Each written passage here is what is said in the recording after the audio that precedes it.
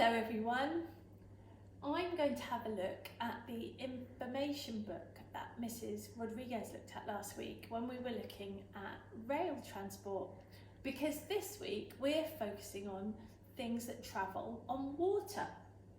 So Mrs. Rodriguez showed us this book. It's called Little Kid's First Big Book of Things That Go, and we know it's an information book. It's got pictures of lots of different types of transport on the front, and it has a contents page. Now this week we're focusing on transport that goes on the water, so I'm going to have a look at the contents. It says contents, and look, in chapter 1 there's on the water on page 12. So I'm going to turn to page 12.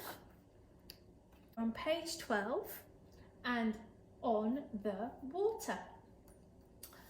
I'm going to read a little bit of it. Floating has moved people for thousands of years. Rivers were once like today's roads and highways. People travelled on them in rafts, rowboats and canoes carved from tree trunks. In some places, floating is still one of the main ways people travel around. So it says here, early cities were built near rivers, lakes or the ocean so people could use boats to travel. And here's somebody transporting food on a kind of rowing boat.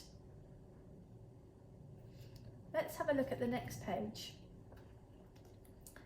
This is called Paddle Away. And look, here's a kayak. It says, this kayak has a small opening in the centre for a person to sit. A kayak paddle has a blade on both ends. A canoe paddle has a blade on only one end. Canoes are open on top and can fit more people. Kayaks and canoes are fun ways to travel on the water. Paddling pushes a boat forward through the water. The paddle is also used for steering. The faster you paddle, the faster you'll go. And this looks really good fun. It says people ride a paddleboard standing up. This sport takes good balance. And this is about wind power. Sails catch the wind to move boats forward through water. As long as the wind blows, sailboats can go. Sailors began taking long sea voyages about 5,000 years ago. The first sailboats had one sail. Look, this is an old type of ship. It's a clipper ship. It says here, a big sailing ship needs a big push to go. A clipper ship, which is this one, has many sails to catch a lot of wind. Each sail is connected to a long pole called a mast. Sailors use ropes attached to the sails to raise and lower them.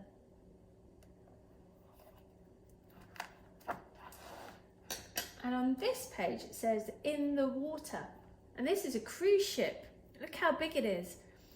It says a cruise ship is like a floating city for thousands of people. It has stores, theatres, swimming pools, restaurants and hotel-style rooms for people to sleep in. This is a container ship, and it carries shipping containers across the seas from one country to another. When a ship gets into port, the containers are transferred to freight trains or tractor trailers. Perhaps you have an information book at home that you could have a look at and find out more about water transport. Or maybe you could have a look at the internet and see if you can find out any more information. What I'd like you to do today is have a go at making a mini book. So what I've done here is I've taken two A4 sheets of paper and I've folded them in half. And I've given my book a title. The title of my book is On the Water. And I've written my name here, Mrs. Micklethwaite, because I'm the author of this book. I've drawn some water and I've drawn a rowing boat. Then I've started my book. So I've written contents, because I've got a contents page for my book. Sailing boats and ship. Sailing boats are on page 2. My ship information is on page 3. And this is an information book. here you can see I've done a sailing boat and I've labelled the sail of my sailing boat. Sail. It's on page 2. That ties in with my contents. And on page 3, I've drawn a ship. Ship. And I've labelled my ship. So you could carry on completing your book with other types of water transport. So this is what a sentence would look like on my book. I'm going to write, I think I'll write, the ship is big. So what do I need when I write a sentence? First of all, I need to remember a capital letter. So I'm going to write capital T for the, because how do we spell the? T-H-E spells the. So T-H-E, the.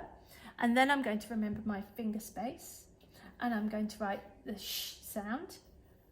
Sh, ip, ship. The ship is, finger space first, is, and then big. Let's sound out big. B, I, g, big. The ship is b, I, g. And then, of course, at the end of a sentence, I need a full stop. We would love to see your books on Friday when we see you on Zoom. Can't wait to see what you create. Bye, everyone.